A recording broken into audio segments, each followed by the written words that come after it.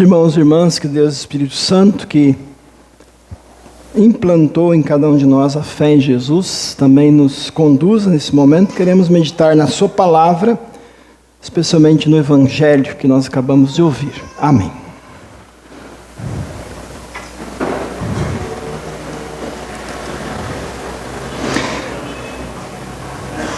Queridos irmãos e irmãs, no nosso último culto, nós já falamos um pouquinho do que aconteceu no que é descrito aí nesse capítulo 14 de João. É Jesus conversando com os seus discípulos naquela noite que nós chamamos de Quinta-feira Santa. Eles estavam lá com Jesus, celebrando a ceia da Páscoa dos judeus, lembrando como Deus tirou o seu povo do Egito, com Moisés. E ali Jesus celebra com eles uma nova Páscoa, uma nova ceia, a Santa Ceia. Mas o clima ali entre eles não era de muita tranquilidade. Jesus já tinha dito mais de uma vez que ele iria partir. Ele não ia ficar com eles. E eles estavam confusos. Eles estavam preocupados, com medo do que viria pela frente, sem saber o que eles teriam que fazer. E aí Jesus faz uma promessa para eles, muito consoladora. Ele diz: eu pedirei ao Pai, e Ele lhes dará outro Consolador, para que fique com vocês para sempre. Porque Jesus sabia que os seus discípulos não iam conseguir ficar firmes no seu caminho sozinhos. Eles não teriam forças próprias para guardar os ensinamentos de Jesus. Eles não conseguiriam sozinhos continuar a missão que Jesus iria dar para eles. Eles precisavam de ajuda. E não é qualquer ajuda. Eles precisavam de alguém que os fortalecesse, os guiasse, os defendesse e os consolasse. Por isso, então, Jesus promete o seu Espírito Santo. Ele diz: eu vou mandar um outro Consolador. Por que Jesus fala Consolador? Essa palavra também pode ser traduzida como defensor, ajudador, advogado. Enquanto Jesus estava aqui no mundo, em carne e osso como a gente, ele estava ali defendendo os seus discípulos. Ele estava ali consolando os seus discípulos. Ele estava sendo o seu defensor. Então, nesses anos que ele ficou com eles, ele sempre ensinou, protegeu, consolou, guiou os seus discípulos. E agora, ressuscitado e exaltado nos céus, Jesus diz que vai continuar sendo o defensor, o consolador deles e também da gente, diante de nosso Deus e Pai. Jesus não ia deixar os seus discípulos órfãos.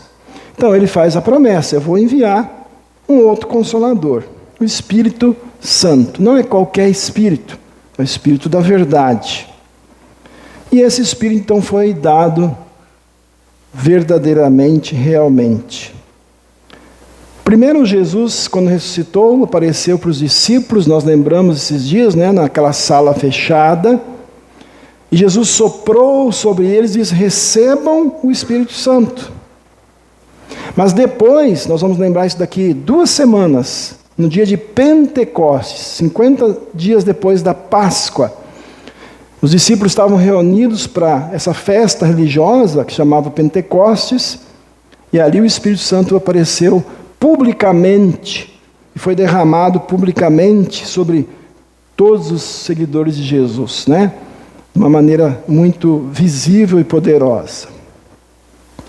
Então, aqueles primeiros cristãos receberam o Espírito dessa forma. E a gente? Como é que a gente recebe o Espírito Santo. Muitas pessoas acham, meus irmãos, que para você receber o Espírito Santo, você tem que fazer algo especial. Você tem que primeiro alcançar algum estado espiritual especial. Você tem que fazer talvez grandes sacrifícios, você tem que fazer muito jejum, você tem que ter experiências extraordinárias, algum tipo de esforço humano, seja emocional, seja intelectual, para então poder receber o Espírito Santo. Mas Jesus ensina algo diferente.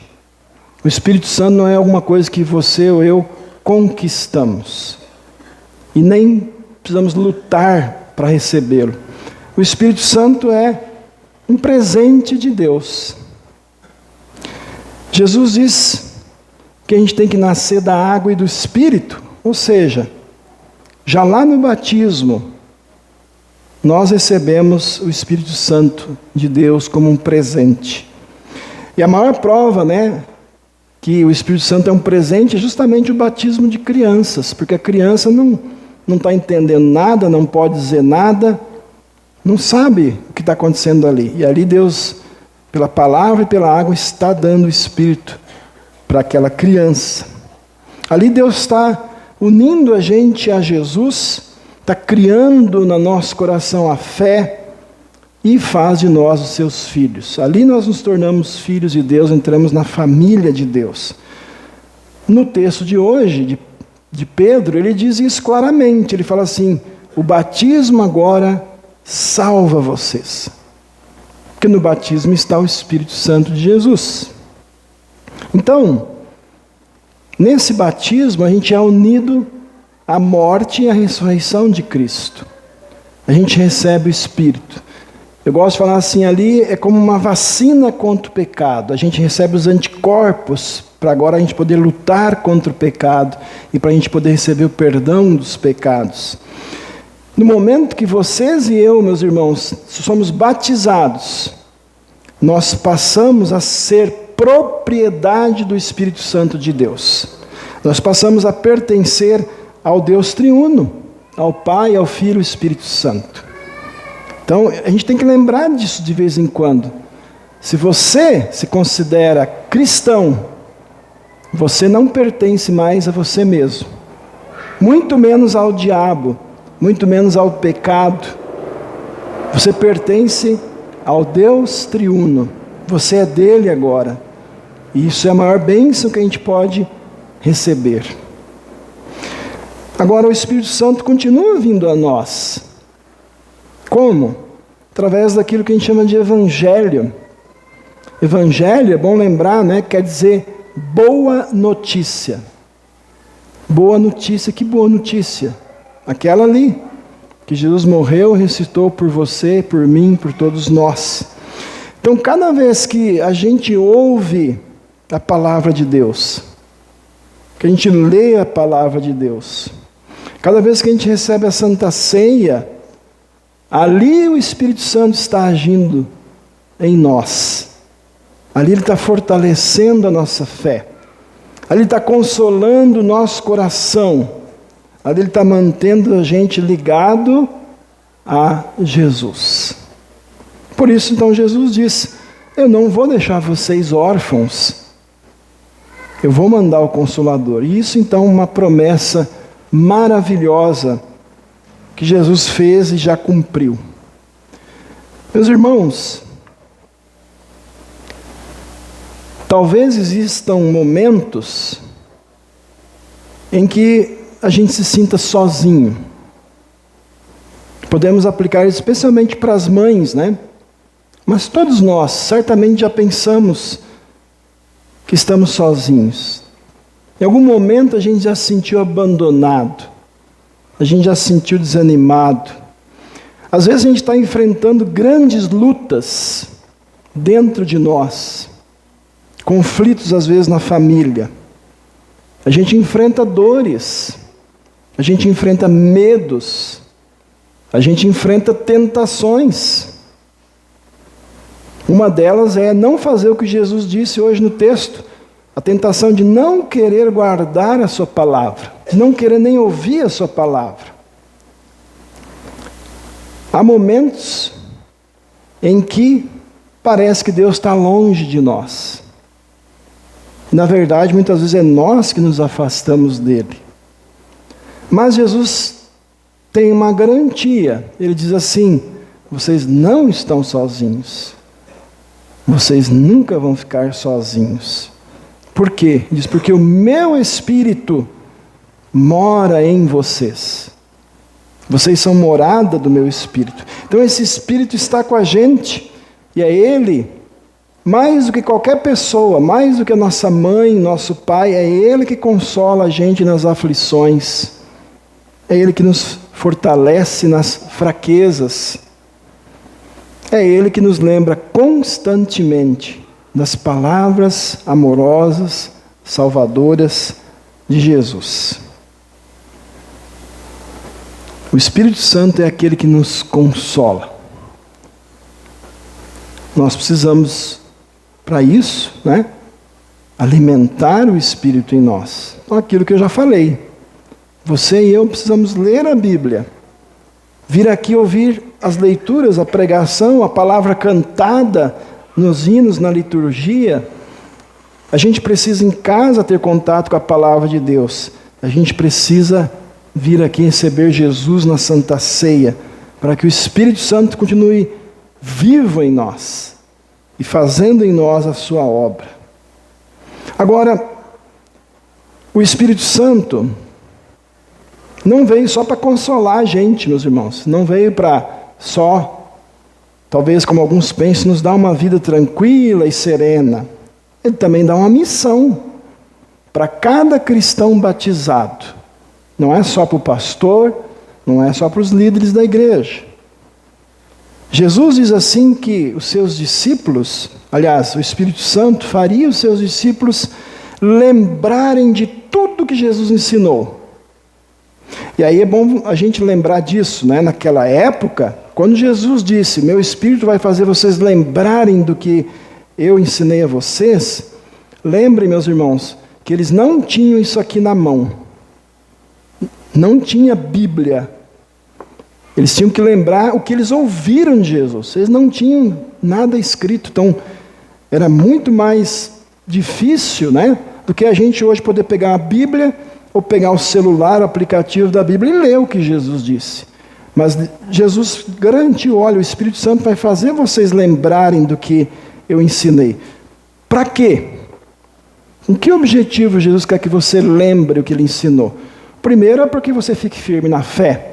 Mas o próximo, o segundo motivo, que é tão importante também como o primeiro, é para que aqueles discípulos e nós hoje dessem testemunho de Cristo ao mundo.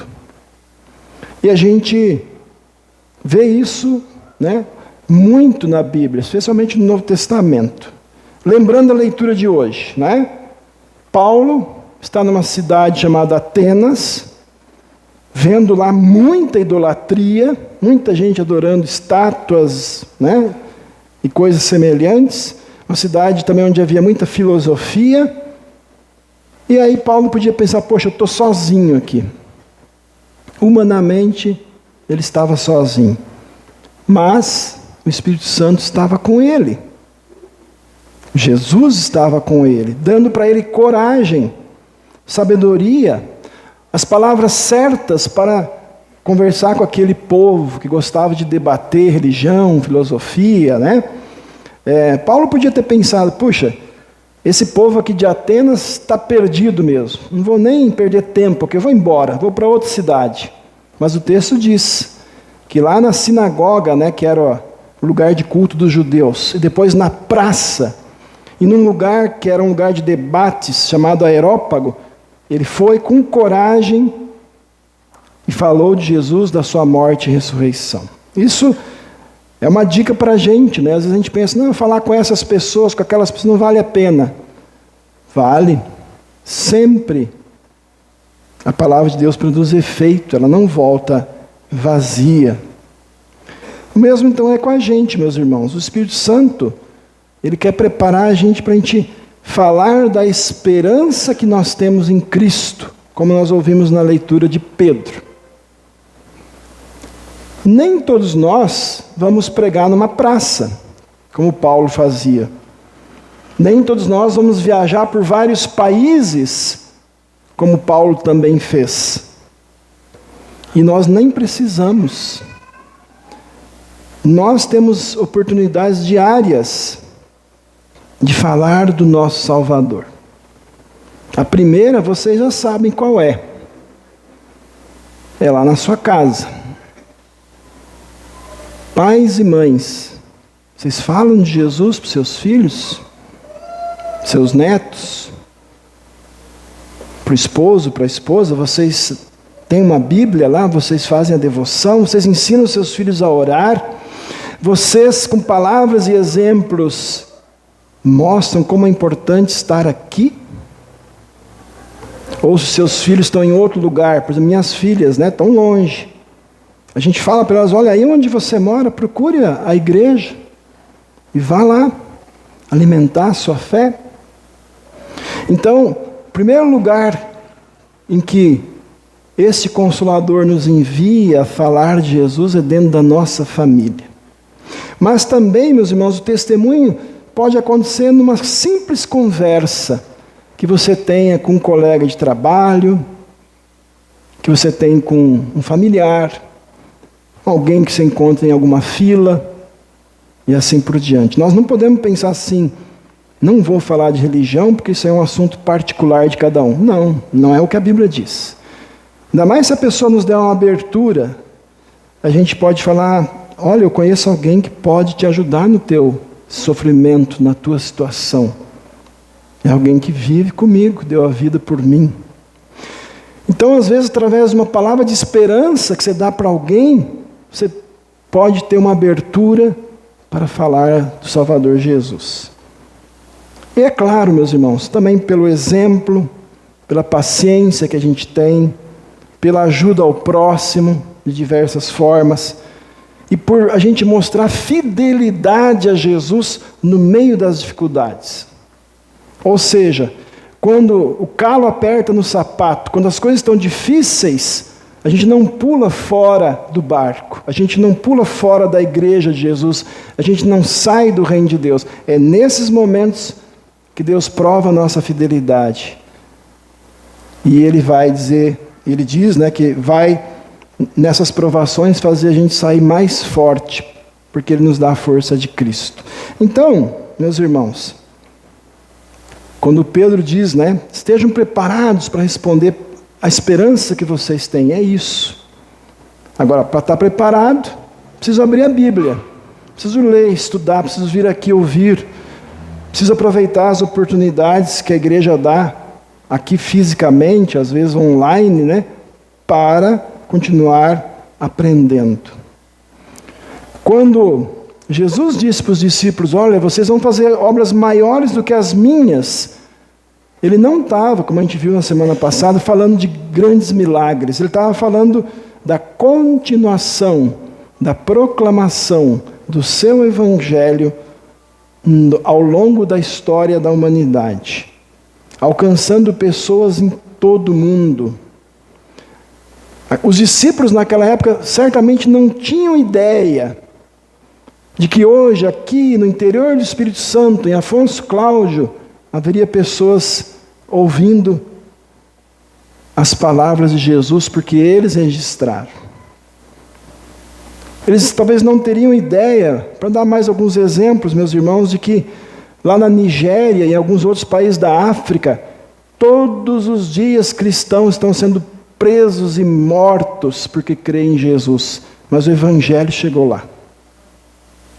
Eles talvez não teriam ideia de que num país chamado Etiópia, que aparece na Bíblia, hoje está a maior igreja luterana do mundo, porque o Evangelho chegou lá. Mais ou menos 10 milhões de pessoas creem em Jesus naquela igreja. E assim por diante.